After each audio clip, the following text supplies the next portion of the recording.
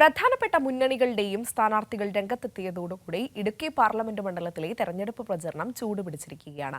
ജോയ്സ് ജോർജും ഡീൻ കുര്യാക്കോസും നേരിട്ടുള്ള മൂന്നാം പോരാട്ടത്തിനിറങ്ങുമ്പോൾ BDJSനെ പ്രതിനിധീകരിച്ച തൃശൂർ സ്വദേശിയായിട്ടുള്ള സംഗീത വിശ്വനാഥനാണ് NDAയുടെ സ്ഥാനാർത്ഥി.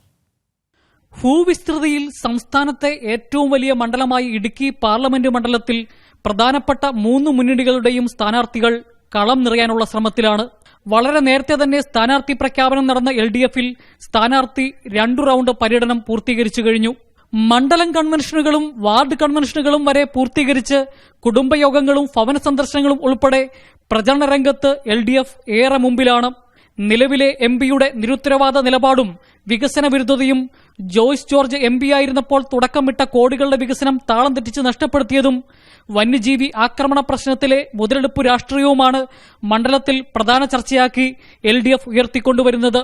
2014 മുതൽ 15 വരെ നടത്തിയിരുന്ന പ്രവർത്തനങ്ങളുടെ ഒരു തുടർച്ച ഉണ്ടായിട്ടില്ല എന്നുള്ളത് വളരെ നിരാശാജനകമാണ്.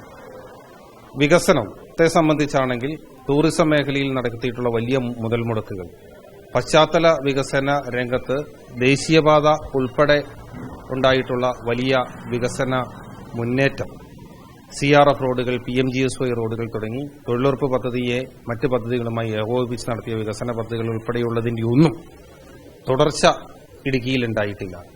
എന്നാൽ പരമ്പരാഗത ശക്തി കേന്ദ്രമാണ് ഇടുക്കി എന്നുള്ളതാണ് UDF സ്ഥാനാർത്ഥിയുടെ ആത്മവിശ്വാസം. ഇടുക്കി പാർലമെന്റ് മണ്ഡലം UDFന് ഉറപ്പാണ് എന്ന കാര്യത്തിൽ യാതൊരു സംശയവുമില്ല. ഇന്നത്തെ രാഷ്ട്രീയ സാഹചര്യം, കേന്ദ്രവും സംസ്ഥാനവും ഏത് തരത്തിലാണ് ജനദ്രോഹ നടപടികളുമായി മുൻപോട്ട് പോകുന്നത് എന്നുള്ളത് ഞാൻ പ്രത്യേകമായി വിശദീകരിക്കേണ്ടതായിട്ടില്ല. പൊതുരാഷ്ട്രീയം ഐക്യജനാധിപത്യ മുന്നണിക്ക് അനുകൂലമാണ്. NDAയിൽ BDJSനാണ് ഇടുക്കി സീറ്റ്.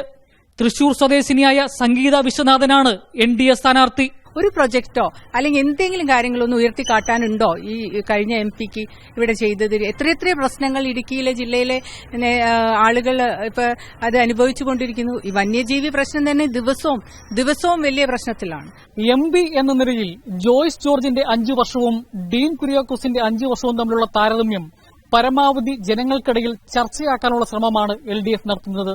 ഈ താരതമ്യം ജനങ്ങളിലേക്ക് എത്തിയാൽ വിജയം ഉറപ്പാണ് എന്നുള്ള പ്രതീക്ഷയാണ് LDF ക്യാമ്പിനുള്ളത്. ക്യാമറമാൻ ദിലീപ് ഗോപിക്കൊപ്പം ജോസിൽ സെബാസ്റ്റ്യൻ, കൈരളി ന്യൂസ്, ഇടുക്കി.